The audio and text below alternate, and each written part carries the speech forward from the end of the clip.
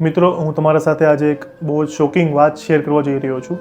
તમે કદાચ જોયું હશે કાં તો આગળના બ્લોગમાં જોશો કે અમે જ્યારે આબુ ગયા હતા તો મારા અને મારા પરિવાર સાથે એક ઘટના બની હતી. આબુ સરોવરમાં બોટિંગ કરતી વખતે અમે બધા ડૂબતા ડૂબતા બચી ગયા અને એ સમયે અમે બધા એટલા ડરી ગયા હતા કે હું અત્યારે શબ્દોમાં કહી શકું એમ નથી. ત્યારે મને ફક્ત એ જ વિચાર આવતો હતો કે કદાચ કોઈક આમાંથી કોઈકને કંઈક થઈ જશે તો અમારા પરિવારનું શું થશે.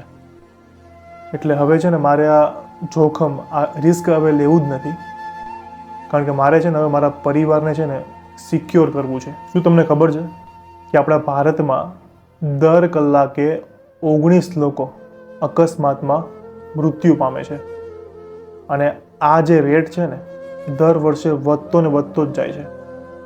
તો ખાલી એટલું વિચારો કે જેના પરિવારમાં સદસ્ય આવી રીતે એને જે થઈ જતું હશે તો એના પરિવાર પર શું વીતતી હશે. તો આપણા ઇન્ડિયામાં જે પણ એક્સિડન્ટ થાય છે એમાં મૃત્યુદર એટલો વધી ગયો છે કે 61%. એટલે જેટલા પણ એક્સિડન્ટ થાય ને એમાં 61% જાનહાનિ થઈ જ જાય છે. તો મેં કંઈક વિચાર્યું છે અને આજે મારા પરિવારને સિક્યોર કરવા માટે મારે મારા પરિવાર સાથે આ વિશે વાત કરવી જ પડશે અને સિક્યોર કરવા માટે કંઈક પગલાં તો અમારે લેવા જ પડશે. તો હું છે ને અત્યારે મમ્મી પપ્પા હર્ષિલને દિરાવીને અત્યારે બોલાવું છું અને થોડી વાત કરવી છે. અને તમને એટલા માટે કહી રહ્યો છું કે એમની સાથે તો હું વાત કરીશ, પણ તમને પણ કંઈક જણાવવા માગું છું કે તમે પણ તમારા પરિવારને આ રીતે સિક્યોર કરો. તો અત્યારે 11:30 થઈ ગયા છે અને આઈ નો કે છે ને બધા ખુદના કામમાં બિઝી હશે, પણ આ વાત એવી છે ને કે હું હવે રાહ જોઈ શકું એમ નથી, એટલે મારે બધાને ભેગા કરવા જ પડશે. તો ચાલો બધા પાસે જઈએ અને છે ને એમને એક આ રૂમમાં ભેગા કરીએ. તો પેલા મમ્મીને કહું, મમ્મી તારા કામ છે ને બધા મૂકી દે અને રૂમમાં મારે વાત કરવી છે. કામ છે, તું કેમ બેમ ના કર, બધું કામ મૂકી દે અને રૂમમાં આવી, બરાબર? અત્યારે હા. પપ્પા, હર્ષિલ પપ્પા. હા બોલો. રૂમમાં ચલો, કામ છે થોડું. કેમ, શું કામ? તમે આવો, કામ છે. તો ક્યાં લાવો? ઓય શું, ચાલ રૂમમાં ચાલ. દિરાવી ક્યાં છે? દિરાવી ક્યાં ગઈ? ઉપર છે દિરાવી. આવી. તારું બધું કામ મૂકી દે, તારું થોડું કામ છે, નીચે આવી જા. ચાલ. કેમ, શું કામ છે? કામ ચાલ ને. આ રૂમમાં ચાલ. આવી ગયા બધા? ચલો. તો આજે હું વાત કરવા જઈ રહ્યો છું, એ વિશે વાત કરવાની છે કે આપણે છે ને હજુ આના વિશે વિચાર્યું જ નથી. અને હું શેના માટે વાત કરું છું એ તમને થોડી વાર પછી ખબર પડી જશે. તો તમે લોકો અમને બધાને તો ઓળખો છો, બરાબર? અને બોટિંગમાં જે હું, હર્ષિલ, દિરાવી અને મમ્મી આપણે 4 બોટમાં ગયા હતા, પછી જે ફસાઈ ગયા અને તળાવની વચ્ચે અને જે જીવ જોખમમાં આપણે મુકાઈ ગયો હતો. ચલો ભગવાનનો એક ઉપકાર માનીએ, માં અંબાજીનો, કે આપણે જીવનું જોખમ ના થયું અને આપણે બચી ગયા, પણ બહાર તો આપણે નીકળી ગયા. પણ હવે છે ને એ જોખમ ના લેવાય, બરાબર? તે રિસ્કમાં ના જઈએ. એના કરતાં આપણે આપણને ખુદને સિક્યોર કરવા માટે કંઈક તેવું કરવું જ જોઈએ. અને એ માટે જ છે ને મેં તમને લોકોને એ બેસાડ્યા છે કે આપણે ફોન છે, આપણી ગાડી છે, આપણી પાસે એને બધાને ઇન્સ્યોરન્સ છે, બરાબર? આપણી ખુદની જિંદગી, એનો આપણે ઇન્સ્યોરન્સ લીધો નહીં. નથી ને હજી.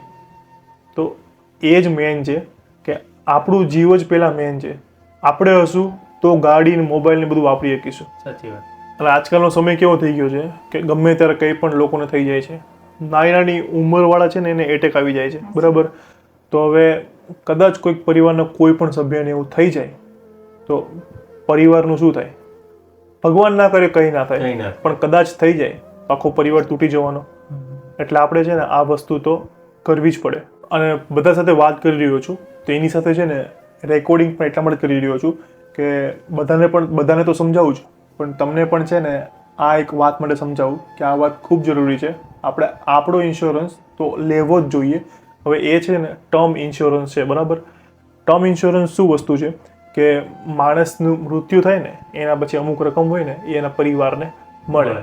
તો આ ઇન્સ્યોરન્સ કેવો છે કે ચલો બધા ન લે તો વાંધો નહીં, પણ જે પરિવારમાં કમાતો હોય ને એને તો શ્યોર લેવો જોઈએ, કારણ કે જે ઘર ચલાવે છે એ માણસ જ જતો રહે તો પછી પરિવારનું શું થાય? એટલે જો રોટલી કમાનાર વ્યક્તિ છે એનો ટર્મ ઇન્સ્યોરન્સ લે ને તો એના મૃત્યુ પછી પણ એના પરિવારને આર્થિક રીતે છે ને એને રક્ષા કરે છે આર્થિક મદદ થઈ શકે હમ.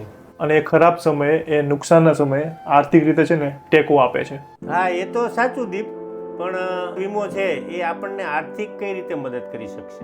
જુઓ, જેમ કે છે ને કાર અકસ્માત થાય બરાબર, તો એમાં કારને કંઈક થાય કે આખી સ્ક્રેપમાં જતી રહે તો ઇન્સ્યોરન્સ કંપની છે ને એના પૈસા આપે. તો એવી જ રીતે ટર્મ ઇન્સ્યોરન્સમાં એક વ્યક્તિનું હોય.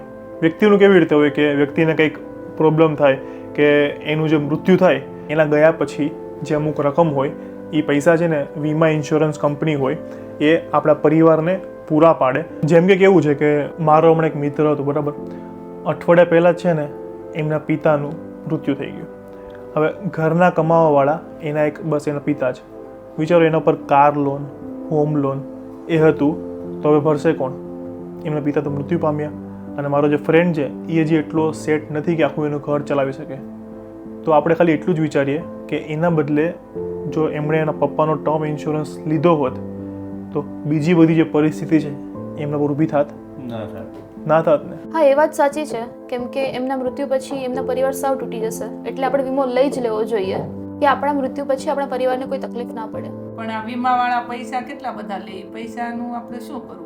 જ્યારે આપણે ઇન્સ્યોરન્સ લેવાનો હોય ત્યારે તો મોટી મોટી વાતો કરે, અને જ્યારે ક્લેમ લેવાનો હોય ત્યારે તો નાટકો કરે, અને પૈસા આપવામાં તો કેટલું મોડું કરે છે. હા, એ વાત એકદમ સાચી છે, પણ મેં જ્યારથી આ વિચાર્યું ને ત્યારથી ઘણું બધું રિસર્ચ કર્યું છે અને બધું રિસર્ચ કર્યા પછી મને એક એવું પ્લેટફોર્મ મળ્યું છે જે પ્લેટફોર્મ પરથી આપણે મહિનાના ફક્ત 600 થી 700 રૂપિયા ભરીને 2 કરોડનું આપણને ટર્મ ઇન્સ્યોરન્સ મળે છે. અને એજન્ટને આ એક્સ્ટ્રા ફી આપવાની એનું શું? ના ના, આમાં કોઈ છે એજન્ટ ફી નથી આપવાની. અને જો આપણે ઇન્સ્યોરન્સ ઓનલાઈન લઈએ તો આપણને 10% ડિસ્કાઉન્ટ પણ મળે છે. અને આપણે જે ઇન્સ્યોરન્સ લઈએ એના ઉપર એ તમને એક રિલેશનશિપ મેનેજર પણ આપે છે.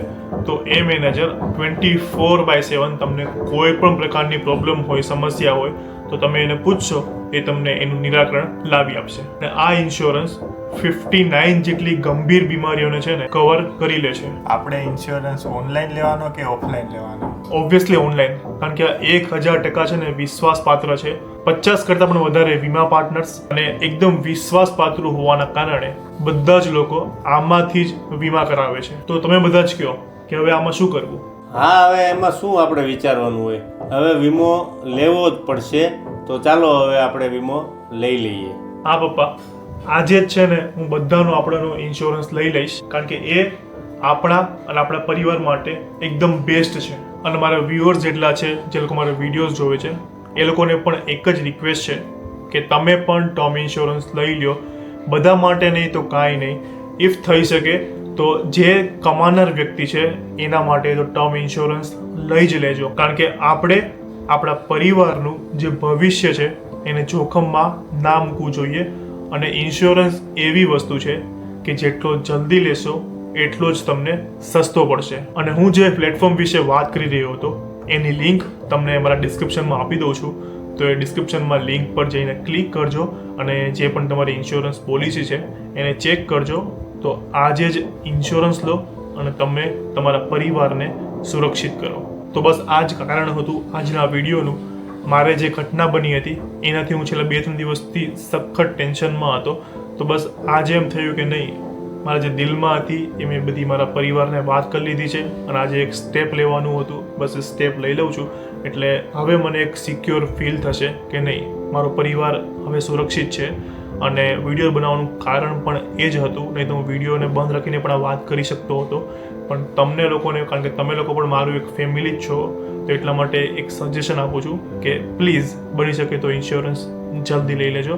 કારણ કે આપણો પરિવાર જ આપણી જિંદગી હોય છે. ઇફ કોઈક પરિવારનું સદસ્ય જતું રહે તો જેની સાથે આ ઘટના બની હોય ને, ખાલી એમને પૂછવાનું કે શું હાલાત થાય છે પરિવારની. મુસીબતોના છે ને પહાડો તૂટી પડે છે. એટલે આપણે એટલું જ ધ્યાનમાં રાખવાનું છે કે આપણો પરિવાર સુરક્ષિત રહે. તો ચાલો મળીએ એક બીજા નવા વિડીયો સાથે. ત્યાં સુધી ખુશ રહેજો, ખુશ રહેવા દેજો, તમારા પરિવારને સુરક્ષિત રાખજો. જય શ્રી કૃષ્ણ.